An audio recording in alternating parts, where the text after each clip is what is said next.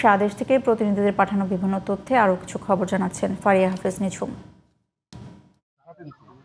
নিম্নমানের নির্মাণ সামগ্রী ব্যবহার, কাজ শেষ না করেই বিল উত্তোলন এবং বিভিন্ন প্রকল্পে ঘুষ দুর্নীতির অভিযোগে পটুয়াখালী সদর উপজেলা স্থানীয় সরকার প্রকৌশল অধিদপ্তরে অভিযান চালিয়েছে দুর্নীতি দমন কমিশন দুদক।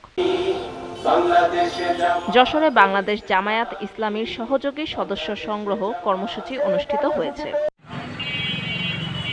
ফসিল ফুয়েল ও এলএনজি প্রকল্পে বিনিয়োগ বন্ধের প্রস্তাব পাশের দাবিতে রাজশাহীতে বিক্ষোভ করেছে চর অঞ্চলের নারীরা। সাবেক প্রধান বিচারপতি এবিএম খায়রুল হককে গ্রেফতার ও বিচারের দাবিতে বান্দরবানে বিক্ষোভ সমাবেশ করেছে বাংলাদেশ জাতীয়তাবাদী আইনজীবী ফোরাম। বাগেরহাটের মোরেলগঞ্জে জমি দখলের প্রতিবাদে ভূমিদস্যু মধু চৌকিদারের গ্রেফতারের দাবিতে মানববন্ধন ও বিক্ষোভ করেছে এলাকাবাসী। ক্ষতিকর রং মিশিয়ে নিম্নমানের মরিচের গুঁড়া বিক্রির দায়ে চুয়াডাঙ্গার ব্যবসায়ী রজব আলীকে ৩০,০০০ টাকা জরিমানা করেছে ভ্রাম্যমাণ আদালত।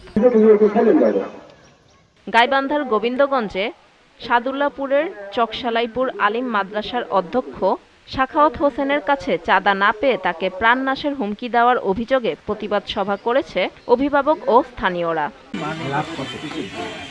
মেহেরপুরের গাংনীতে দুটি ব্যবসা প্রতিষ্ঠানে অভিযান চালিয়ে ৫৫,০০০ টাকা জরিমানা করেছেন ভোক্তা অধিকার সংরক্ষণ অধিদপ্তরের সহকারী পরিচালক মামুনুল হাসান। আধুনিক হারভেস্টার যন্ত্রের মাধ্যমে ঝিনাইদহের কালীগঞ্জে নমুনা শস্য কর্তন অনুষ্ঠিত হয়েছে।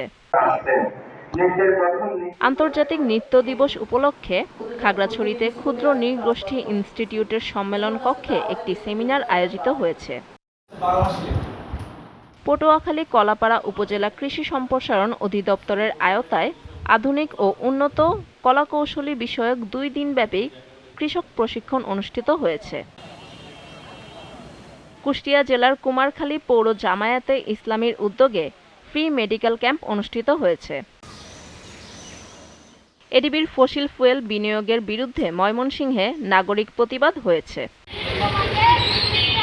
বৈষম্যের ঠাঁই নাই, এই স্লোগানকে সামনে রেখে নওগাঁ সদর হাসপাতালে চিকিৎসা সেবা বন্ধ রেখে মানববন্ধন ও অবস্থান কর্মসূচি পালন করেছেন ইন্টার্ন নার্সরা। নওগাঁয় জেলা প্রশাসকের কার্যালয়ে জেলা প্রশাসন ও কনজ্যুমার অ্যাসোসিয়েশন অব বাংলাদেশ ক্যাবের আয়োজনে বাজার পরিস্থিতি ও নিরাপদ খাদ্য বিষয়ক মতবিনিময় সভা অনুষ্ঠিত হয়েছে। নীলফামারীর উত্তরা ইপিজেটের সনিক কারখানায় মেশিন বিস্ফোরণে ২ শ্রমিক ও সোনারায়ে গ্যাস সিলিন্ডার বিস্ফোরণে ২ নারী শ্রমিক অগ্নিদগ্ধ হয়েছে।